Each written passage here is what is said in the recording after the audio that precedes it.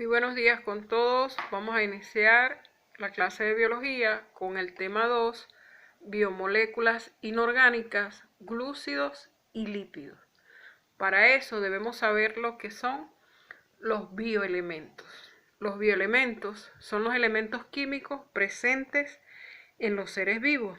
La materia viva está constituida por 27 elementos y el 96% de la masa de la mayoría de las células está constituido por 4 elementos. ¿Cuáles son esos 4 elementos? Carbono, hidrógeno, oxígeno y nitrógeno. Estos son mucho más abundantes en la materia viva que en la corteza terrestre. Estos bioelementos se clasifican en bioelementos primarios y bioelementos secundarios. Los bioelementos primarios son los elementos indispensables para formar las biomoléculas orgánicas, que son los glúcidos, lípidos, proteínas y ácidos nucleicos.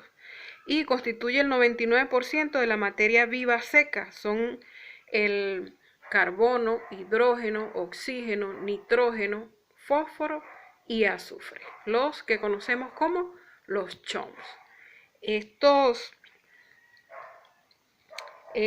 Vamos a empezar por el carbono. El carbono tiene la capacidad de formar largas cadenas carbono-carbono mediante enlaces simples o dobles, así como estructuras cíclicas, y puede incorporar una gran variedad de radicales, como el radical amino, el grupo fosfato, entre otros, lo que da lugar a una variedad enorme de moléculas distintas. El hidrógeno, además de ser uno de los componentes de la molécula de agua, es indispensable para la vida y muy abundante en los seres vivos. Forma parte de los esqueletos de carbono de las moléculas orgánicas y puede enlazarse con cualquier bioelemento. El oxígeno es un elemento muy electronegativo que permite la obtención de energía mediante la respiración aeróbica. Además, forma enlaces polares con el hidrógeno, dando lugar a radicales polares solubles en agua, como el ácido carboxílico, los hidratos de carbono, entre otros. El nitrógeno es el principal en el grupo amino y está presente en las proteínas, ya que forma parte de todos los aminoácidos. También se halla en las bases de los ácidos nucleicos. Prácticamente todo el nitrógeno es incorporado al mundo vivo como el ion nitrato en las plantas. El gas nitrógeno solo es aprovechado por algunas bacterias del suelo y algunas cianobacterias. Luego tenemos al fósforo. Este se halla principalmente con el grupo fosfato, formando parte de los nucleótidos y forma enlaces ricos en energía que permiten el fácil intercambio, son las moléculas de ATP. Y el azufre, se encuentra sobre todo como radical sulfídrico y forma parte de muchas proteínas, donde crean enlaces disulfuro esenciales para la estabilidad de la estructura terciaria y cuaternaria. También se halla en la coenzima A, esencial para diversas rutas metabólicas, como el ciclo de Krebs. Vamos a ver ahora los bioelementos secundarios. Estos son los grupos, son dos grupos, los macroconstituyentes y los microconstituyentes. Los macroconstituyentes son el calcio, el sodio, el potasio, el magnesio y el cloro. Los iones sodio y potasio y cloruro intervienen en el mantenimiento del grado de salinidad del medio interno y en el equilibrio de cargas a ambos lados de la membrana. Y los iones sodio y potasio son fundamentalmente en la transmisión del impulso nervioso. El calcio en forma de carbonato da lugar a caparazones de los moluscos y el esqueleto de muchos animales. El ion calcio actúa en muchas reacciones como los mecanismos de contracción muscular, la permeabilidad de las membranas, entre otros. Y el magnesio es un componente de la clorofila y de muchas enzimas. Interviene también en la síntesis y degradación de la ATP, en la replicación del ADN y su estabilización, entre otros. Los microconstituyentes son el hierro, el zinc, el yodo, el cobalto, el boro, el cromo, el cobre, el flúor, el manganeso, el selenio, el sílice, entre otros. El hierro forma parte de la hemoglobina. El cobalto es indispensable para la formación de la vitamina B12. Asimismo, el zinc es necesario para producir insulina. El yodo se requiere para formar las hormonas tiroideas. El flúor protege el esmalte dentario. El manganeso y el selenio actúan como antioxidantes y el cromo aumenta la producción de colesterol y disminuye la formación de triglicéridos. Y el silicio está en la pared de las diatomeas. Hablemos ahora de las biomoléculas inorgánicas. La principal biomolécula inorgánica es el agua. ¿Qué es el agua? El agua es una molécula inorgánica considerada como el líquido de la vida. Es la sustancia más abundante en la biosfera, donde la encontramos en sus tres estados: sólido, líquido y gaseoso. Y además es componente más abundante en todos los seres vivos, pues entre el 65 y el 95% del peso de la mayor parte de las formas de vida es agua. El agua también fue el soporte de donde surgió la vida. Presenta propiedades físicas y químicas que van a ser responsables de su rol biológico. Durante la evolución de la vida, los organismos se han adaptado al ambiente acuoso y han desarrollado sistemas que permiten aprovechar las propiedades del agua. Vamos a ver su estructura, la estructura del agua. Sabemos que la molécula de agua está formada por 2 átomos de hidrógeno y 1 de oxígeno por medio de 2 enlaces covalentes. La disposición tetraédrica de los orbitales sp3 del oxígeno determina un ángulo entre los enlaces HOH de aproximadamente 104,5 grados. Además, el oxígeno es el más electronegativo que el hidrógeno y atrae con más fuerza a los electrones en cada enlace. El resultado es que la molécula de agua tiene una carga total neutra, igual número de protones y electrones, y presenta una distribución asimétrica de sus electrones, lo que lo convierte en una molécula polar. Alrededor del oxígeno se encuentra una densidad de carga negativa, y mientras que los núcleos de hidrógeno quedan desnudos, desprovistos parcialmente de sus electrones, y manifiestan por tanto una densidad de carga positiva. En la práctica, la molécula de agua se comporta como un dipolo. Así se establecen interacciones dipolo-dipolo entre las propias moléculas de agua, formándose enlaces de los puentes de hidrógeno. La carga parcial negativa del oxígeno de una molécula ejerce atracción electrostática sobre las cargas parciales positivas. Y de los átomos de hidrógeno de las moléculas adyacentes. Aunque son uniones débiles, el hecho de que alrededor de cada molécula de agua se dispongan otras 4 moléculas unidas por puentes de hidrógeno permite que se forme el agua líquida o sólida. Una estructura de tipo reticular responsable de gran parte de su comportamiento y de la peculiaridad de sus propiedades físico-químicas. Vamos a ver cuáles son estas propiedades. En primer lugar tenemos a la acción disolvente. Se dice entonces que el agua es el solvente universal. Esta propiedad tal vez es la más importante para la vida porque se debe a su capacidad para formar puentes de hidrógeno con otras sustancias que pueden presentar grupos polares o carga iónica. Los aminoácidos y las proteínas con grupos de carga positivas y negativas, lo que da lugar a disoluciones moleculares. También las moléculas de agua pueden disolver sustancias salinas que se disocian formando disoluciones iónicas. También tiene una elevada fuerza de cohesión. Los puentes de hidrógeno mantienen las moléculas de agua fuertemente unidas, formando una estructura compacta que la convierte en un líquido casi incomprensible. Al no poder comprimirse, se pueden funcionar en algunos animales como esqueleto hidrostático, como ocurre en algunos gusanos perforadores capaces de agujerear la roca madre mediante presión generada por los líquidos internos. Luego tenemos a la elevada fuerza de adhesión. Esta fuerza es también en relación con los puentes de hidrógeno que se establecen entre las moléculas de agua y otras moléculas polares, y es responsable junto con la cohesión del llamado fenómeno de capilaridad. Tenemos también el gran calor específico. También esta propiedad está en relación con los puentes de hidrógeno que se forman entre moléculas de agua. El agua puede absorber gran cantidades de calor que utiliza para romper los puentes de hidrógeno. por lo que la temperatura se eleva muy lentamente. Esto permite que el citoplasma acuoso sirva de protección ante los cambios de temperatura. Así se mantiene la temperatura constante. Por último, tenemos el elevado calor de vaporización. Sirve el mismo razonamiento. También los puentes de hidrógeno son los responsables de esta propiedad para evaporar el agua. Primero hay que romper los puentes y posteriormente dotar a las moléculas de agua de la suficiente energía cinética para pasar a la fase líquida. Vamos a ver algunas funciones del agua.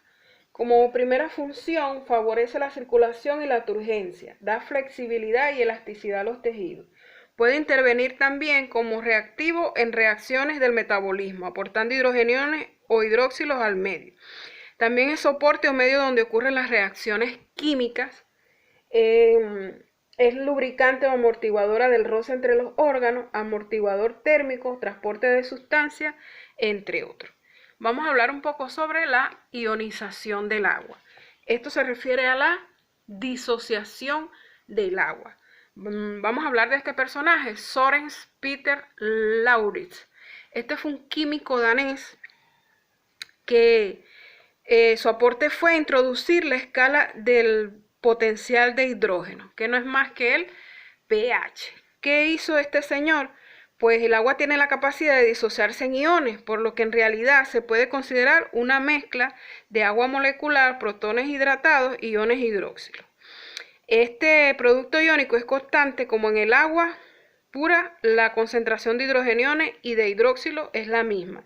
Significa que la concentración de hidrogeniones es de 1 por 10 a la menos 7. Para simplificar los cálculos, este señor Sorense ideó expresar dichas concentraciones utilizando el logaritmo y así definió el pH como el logaritmo negativo de la concentración de hidrogeniones. Según esto entonces, una disolución neutra tiene un pH igual a 7, una disolución ácida tiene un pH menor a 7 y una disolución básica tiene un pH mayor a 7.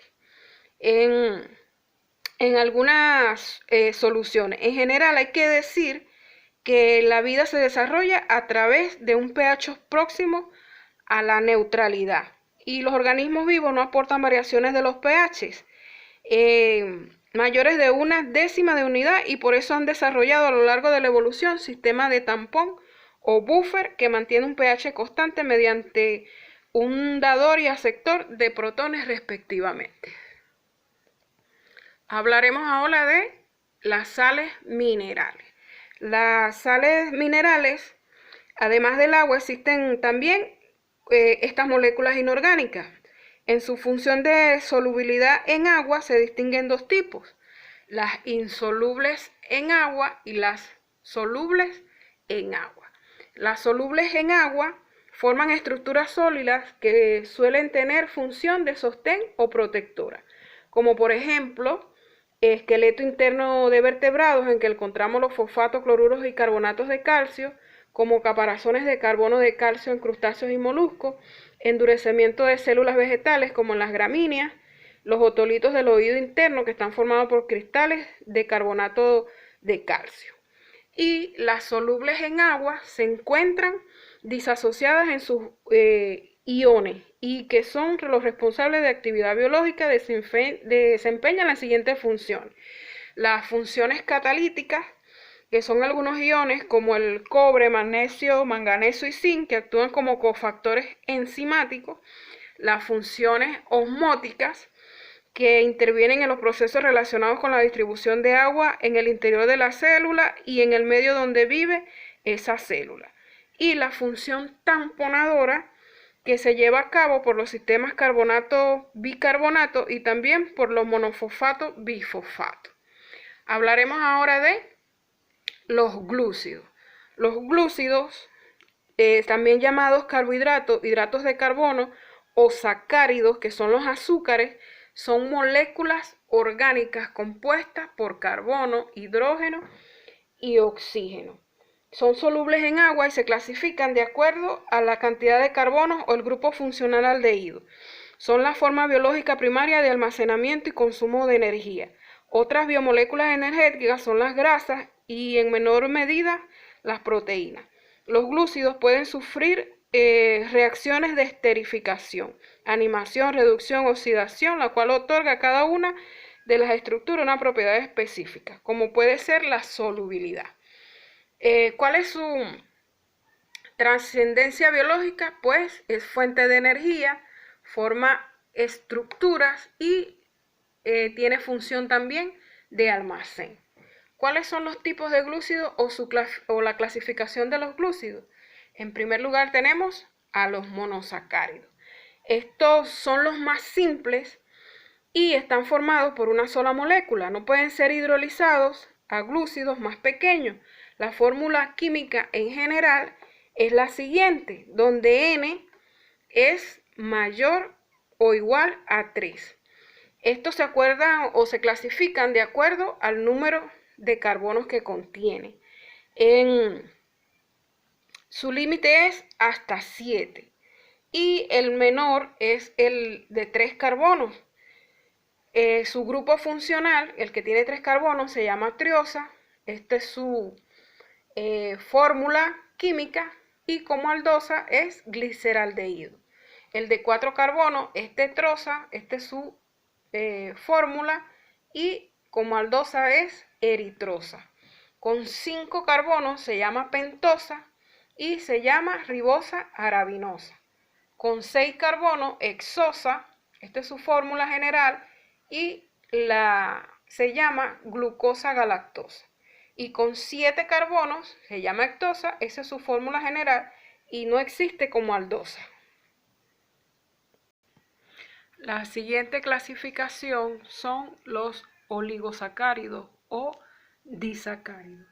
Estos están formados por moléculas de monosacáridos y por tanto al hidrolizarse producen 2 monosacáridos libres. Los 2 monosacáridos se unen mediante un enlace covalente conocido como enlace glucosídico.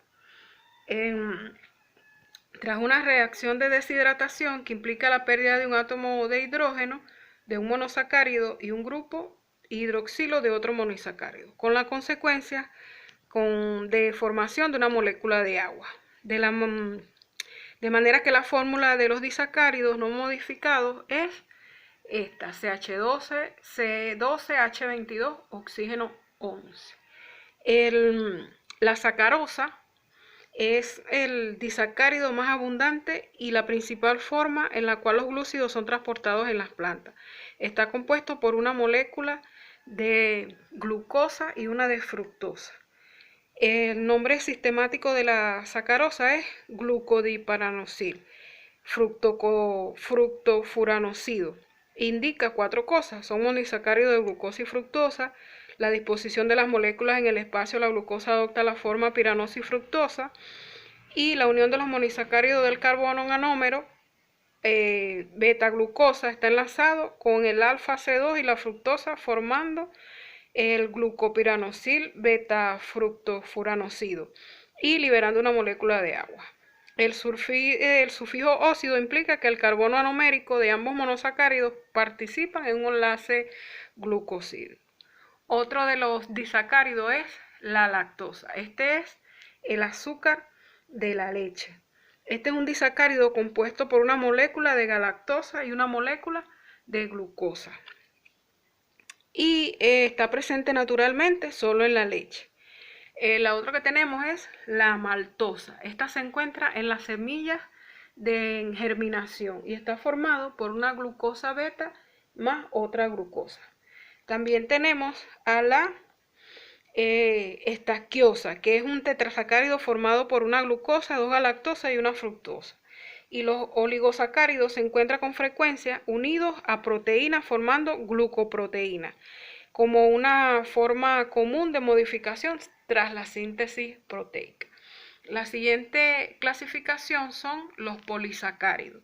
Estos presentan más de 10 monosacáridos y su fórmula empírica es CH8H10O5 y los polisacáridos representan una clase importante de los polímeros biológicos y su función en los organismos vivos está relacionada con estructura y almacenamiento.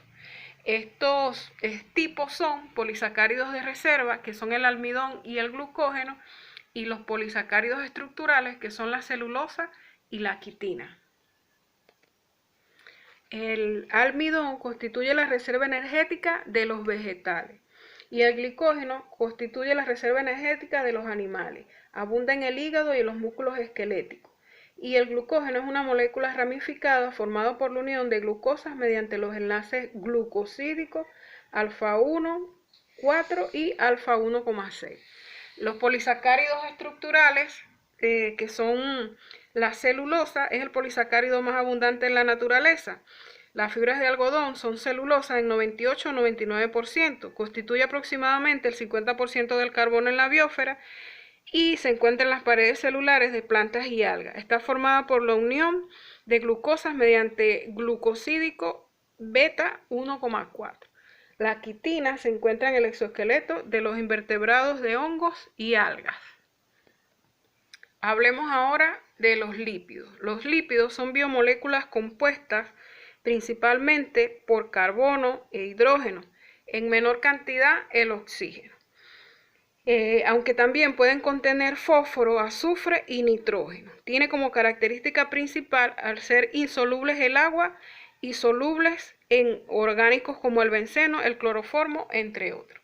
Tiene funciones de reserva energética, estructural, reguladora, vitamínica, de transducción, transportadora y metabólica.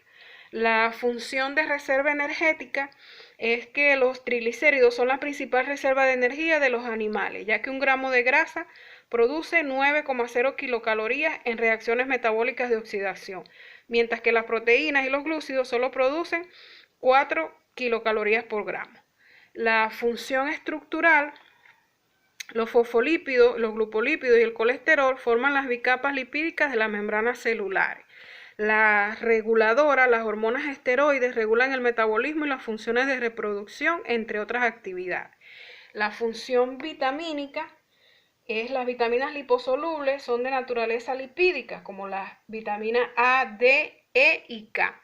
La transducción, los glucolípidos actúan como receptores de membrana. Los icosanoides poseen un papel destacado en la comunicación celular, inflamación, respuesta inmune, entre otros. La transportadora, el transporte de lípidos desde el intestino hasta su lugar de destino se realiza mediante la emulsión gracias a los ácidos biliares y las lipoproteínas. Y la función metabólica, los lípidos favorecen o facilitan las reacciones químicas que se producen. Vamos a ver cómo es la clasificación de estos lípidos. Los lípidos son un grupo muy heterogéneo que generalmente se clasifica en dos: los lípidos saponificables y los lípidos insaponificables. Los lípidos saponificables son aquellos que poseen ácidos grasos e incluyen a los lípidos simples y a los lípidos complejos. Los lípidos simples son los acilglicéridos y séridos y los lípidos complejos son los fosfolípidos, los esfingiogolípidos y los glucolípidos. Y los lípidos insaponificables son aquellos que no poseen ácidos grasos e incluyen a los lípidos derivados, que son los esteroides, los terpenos y los eicosanoides. Vamos a hablar un poquito sobre los ácidos grasos. Los ácidos grasos son las unidades básicas de los lípidos saponificables y consisten en moléculas formadas por una larga cadena hidrocarbonada con un grupo carboxilo terminal. Y un enlace en el ácido graso reduce el punto de fusión. Los ácidos grasos a su vez se dividen en saturados e insaturados. Vamos a hablar un poquito más sobre los lípidos saponificables. ¿Cuáles son? Acilglicéridos, séridos, fosfolípidos, fosfoesfingiogolípidos y glucolípidos. Vamos a ver qué son los acilglicerídeos. Estos son ésteres de ácidos grasos con glicerol, que es la glicerina, formados mediante una reacción de condensación llamada esterificación. Una molécula de glicerol puede reaccionar hasta con 3 moléculas de ácidos grasos, puesto que tiene sus 3 grupos hidroxilo. Estos también, según el número de ácidos grasos, se unen a la molécula de glicerina y son de 3 tipos: los monoacilglicéridos, los diacilglicéridos y los tricilglicéridos. Vamos a hablar ahora de los séridos. Los séridos son ceras, son moléculas que se obtienen por esterificación de un ácido graso con un alcohol monovalente lineal de cadena larga. Un ejemplo de esto es la cera de abeja. Los fosfolípidos se caracterizan por poseer un grupo fosfato que les otorga una marcada polaridad. Se clasifican en dos grupos según posean glicerol o esfingosina. Los fosfoesgonfigolípidos, estos son esfingolípidos con un grupo fosfato. Tienen una arquitectura molecular y unas propiedades similares a los fosfoglicéridos. No obstante, contienen glicerol, sino esfingosina, un aminoalcohol de cadena larga al que se une un ácido graso. Luego tenemos a los glucolípidos. Los glucolípidos son esfingolípidos formados por una ceramida y unida a un glúcido, careciendo por tanto de grupo fosfato. Estos poseen ceramida, pero a diferencia de ellos no tienen fosfato ni alcohol. Se hallan en las bicapas lipídicas de todas las membranas celulares y son especialmente abundantes en el tejido nervioso. El nombre de dos tipos principales de glucolípidos alude a este hecho: cerebrocidos y gangliosidos. Luego tenemos a los lípidos insaponificables. Sabemos que son los terpenos, los esteroides y los eicosanoides. Los terpenos son lípidos derivados de hidrocarburo isopreno. Los terpenos biológicos constan como un mínimo de 2 moléculas de isopreno. Algunos terpenos importantes son los aceites esenciales, como el mentol, el limonero, el fitol. Estos forman parte de las clorofilas. Las vitaminas A, K y E, los carotenoides, que son los pigmentos fotosintéticos, y el caucho, que se obtiene del árbol. Desde el punto de vista farmacéutico, los grupos de principios activos de naturaleza terpénica son los monoterpenos, los esquiterpenos y constituyentes los aceites esenciales y derivados. Luego tenemos a los esteroides. El colesterol es el más importante de los esteroides. Son lípidos derivados del núcleo ciclopentanoperidrofenantreno o esterano. Se compone de 4 anillos fusionados de carbono que poseen diversas funciones. El colesterol es el precursor de numerosos esteroides y es un componente más de las capas de las membranas celulares. Luego tenemos al eicosanoide. El eicosanoide son lípidos derivados de los ácidos grasos esenciales de carbonos de 20 carbonos, tipo omega 3 y omega 6. Son los principales precursores de los eicosanoides: el ácido arquidónico, el ácido linoleico y el ácido pantoténico. Todos los eicosanoides son moléculas de 20 átomos de carbono y pueden clasificarse en 3 tipos: prostaglandinas, tromboxanos y leucotrienos. Cumplen amplias funciones como mediadores para el sistema nervioso central, los procesos de inflamación y la respuesta inmunes, y constituyen las moléculas involucradas en las redes de comunicación celular más complejas del organismo animal, incluyendo al hombre. Te voy a dejar entonces con las preguntas propuestas: el prebásico, el preavanzado, el preintermedio y el reto Belén. Hasta la próxima clase.